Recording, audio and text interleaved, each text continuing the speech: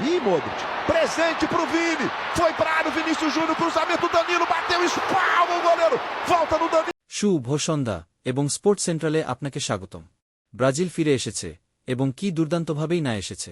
Carlo আনচেলত্তির Selecao আজ রাতে ফ্লোরিডার অরল্যান্ডোর ক্যাম্পিং ওয়ার্ল্ড স্টেডিয়ামে ক্রোয়েশিয়াকে ৩-১ গোলে পরাজিত করে ফ্রান্সের কাছে সাম্প্রতিক পরাজয়ের জবাব দিল দারুণভাবে।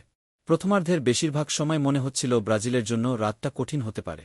ক্রোয়েশিয়ার গোলরক্ষক ডোমিনিক লিভাকোভিচ পোস্টের মাঝে দাঁড়িয়ে একের পর এক দুর্দান্ত শেভ করে যাচ্ছিলেন, কিন্তু অতিরিক্ত সময়ের মধ্যে রিয়াল মাদ্রিদের সুপারস্টার ভিনিসিয়াস জুনিয়র সিদ্ধান্ত নিলেন যে এবার যথেষ্ট হয়েছে। তিনি বল নিয়ে সরাসরি ক্রোয়েশিয়ার রক্ষণে আঘাত করলেন, সেই চিরচেনা ব্যক্তিগত দক্ষতায় কাটিয়ে গেলেন সবাইকে এবং একটি নিখুঁত পাশে ডানিলোকে বক্সের মধ্যে একা পেয়ে গেলেন, আর ডানিলো একটু দেরি না করে বলটি জালে পাঠিয়ে দিলেন।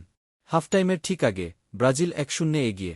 দ্বিতীয়ার্ধেও ভিনি জুনিয়র দলকে সামলাতে থাকলেন, ২৯টি পাসের মধ্যে ২৫টি সফলভাবে সম্পন্ন করলেন এবং ৪টি গোলের সুযোগ তৈরি করলেন, যা মাঠের যেকোনো খেলোয়াড়ের চেয়ে বেশি।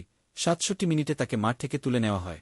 কিছুক্ষণের জন্য মনে হচ্ছিল তার করা একটি গোলই যথেষ্ট হবে, কিন্তু শেষ ১০ মিনিটে ক্রোয়েশিয়া ঘুরে দাঁড়াল। লোব্রো মায়ের টনি ফ্রুকের নিখুঁত থ্রুবল থেকে সুযোগ নিয়ে স্কোর সমান করলেন। ১-১ ড্র হওয়ার সম্ভাবনা তখন বাস্তব হয়ে উঠছিল।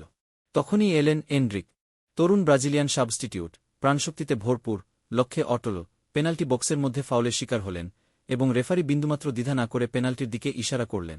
এগিয়ে এলেন ইগোর থিয়াগো এবং অসাধারণ ঠান্ডা মাথায় বলটি জালে পাঠিয়ে দিলেন। ব্রাজিল জার্সিতে তার প্রথম আন্তর্জাতিক গোল, এবং কি মুহূর্তে এলো সেটি। কিন্তু ব্রাজিল থামেনি। অতিরিক্ত সময়ের গভীরে এনরিক আবারও সেই সৃষ্টিশীল ভূমিকায় ফিরে এলেন, গাব্রিয়েল মার্তিনেল্লিকে গোলের সামনে দারুণ এক পাস দিলেন। আর্সেনালের এই উইঙ্গার একটি টাচ নিয়ে বা পায়ে শক্তিশালী এক শটে বল পাঠিয়ে দিলেন কোনায়।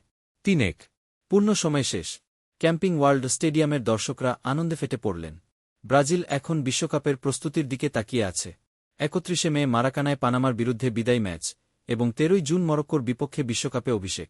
আজকের রাতটা শুধু একটি ফলাফল নয়, এটি একটি বার্তা। ভিনিসিয়াস জুনিয়র, এনরিক, মার্তিনেল্লি, ব্রাজিলের নতুন প্রজন্ম প্রস্তুত। দ্য ডেইলি ডেস্ক এর পক্ষ থেকে শুভরাত্রি।